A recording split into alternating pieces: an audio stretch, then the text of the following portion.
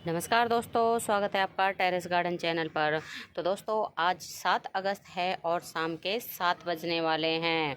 तो आज का वीडियो हमारा इस टॉपिक पे है कि अगस्त के महीने में हम अपने किचन गार्डन में कौन कौन सी सब्जियों के सीड को ग्रो कर सकते हैं, जो कि इस मौसम में बहुत ही ईज़िली ग्रो हो जाते हैं।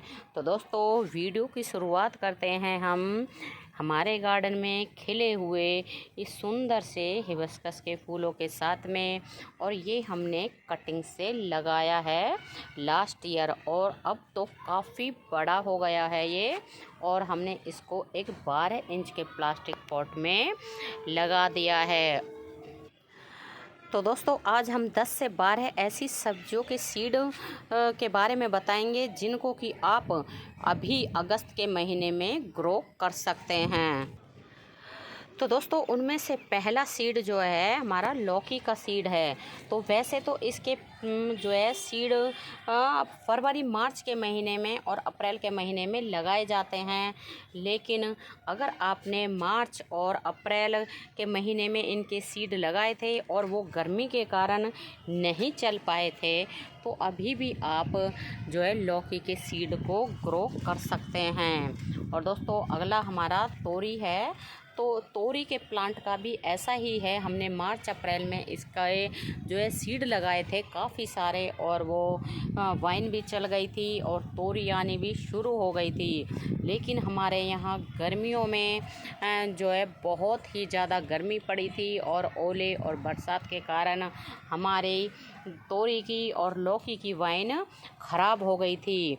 तो अगर आपने मार्च अप्रैल के महीने में ये नहीं लगाए हैं तोरी और लौकी के सीड, तो इस वक्त आप इनको लगा सकते हैं। और इस वक्त आप अगर इनको लगा दोगे तो सितंबर अक्टूबर के महीने में ही इनमें फ्रूटिंग शुरू हो जाएगी। और अगला है हमारा ग्वारफली। तो दोस्तों ग्वारफली के सीड को भी जो है मार्च अप्रैल में लगाया जाता है, लेकिन आप अगर लेट हो गए हैं तो इस वक्त भी आप जो है ग्वारफली को लगा सकते हैं। तो अब हमारे ये ग्वारफली में फलियां बननी शुरू हुई हैं। ये आपको दिख रहा होगा, ये छोटा छोटे से शुरू हो गए हैं। और अगला है हमारा कॉर्न प्लांट, जिसको कि भुट्टा बोलते हैं। और इसके सीड भी मार्च अप्रैल या मई के महीने में लगाए जाते हैं। अगर आपने मार्च अप्रैल मई के महीने में इनके सीड को नहीं लगाया है तो इस वक्त आप इनको ग्रो कर सकते हैं। और इस वक्त अगर आप इनको ग्रो करेंगे तो बहुत ही जल्दी इनमें फ्रूट बनने शुरू हो जाएंगे। तो आप देखें हमारे भी ये जो है मक्का बननी शुरू हो गई है, लेकिन अभी इनमें अच्छे से दाने नहीं बने हैं। और दोस्तों अगला है करेले।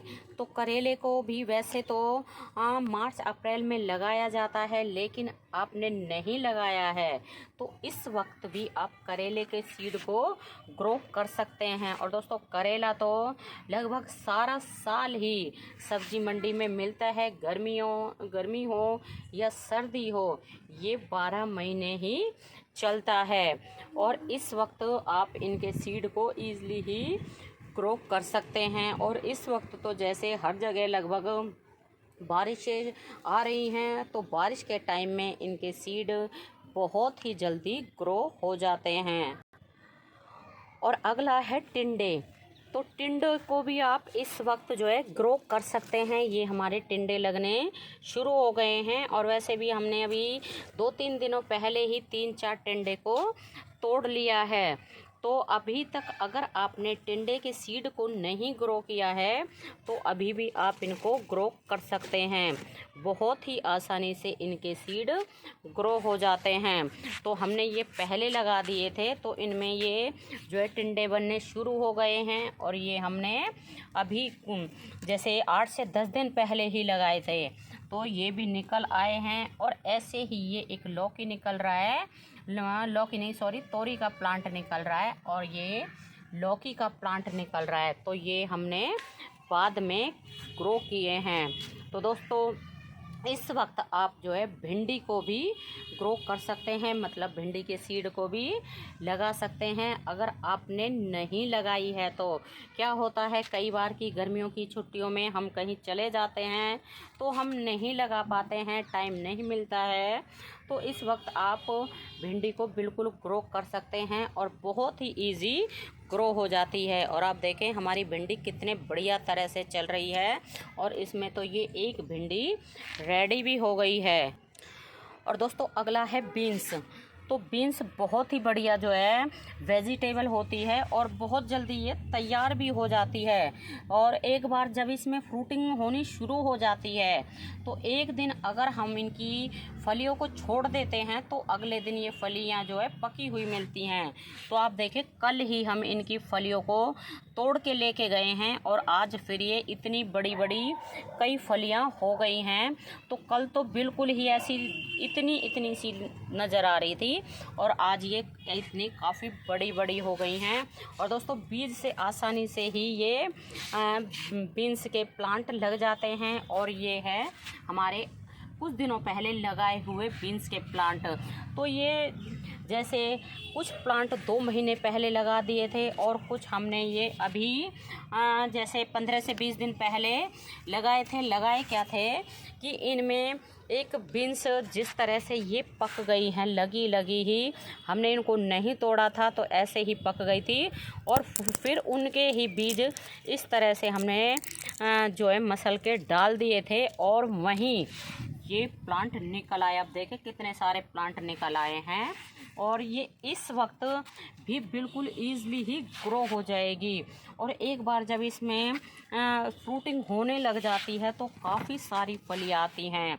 आप देखें इनको तो आप ना एक दिन छोड़ के एक दिन तोड़ना ही पड़ता है, नहीं तोड़ते हैं तो ये पक जाती हैं।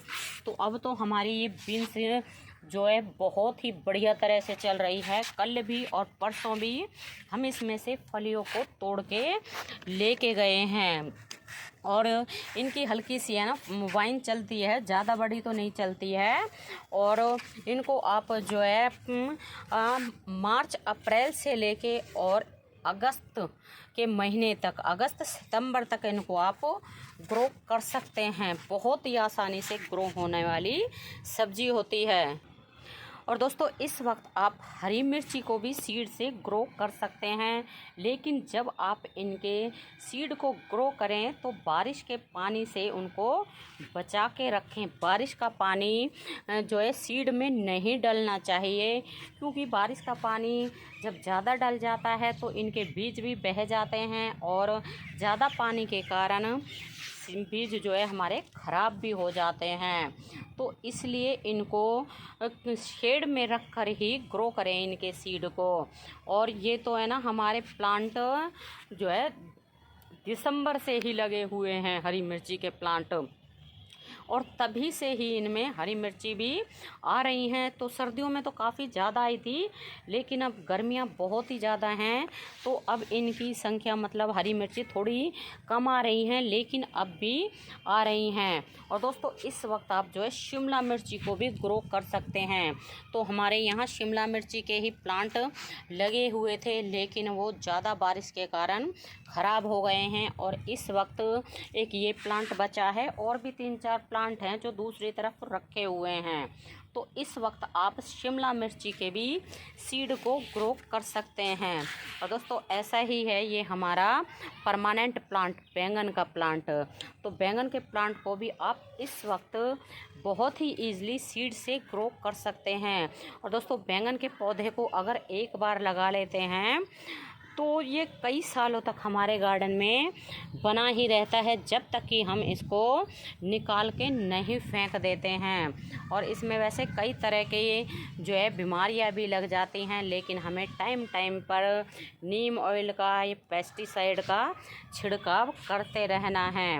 और दोस्तों ये हमारा सेल्फ सीडलिंग से ग्रो हुआ हरी मिर्ची का प्लांट है और अब इसमें ये हरी मिर्ची बन रही हैं। बहुत ही बढ़िया प्लांट बन गया है और बुशी प्लांट है।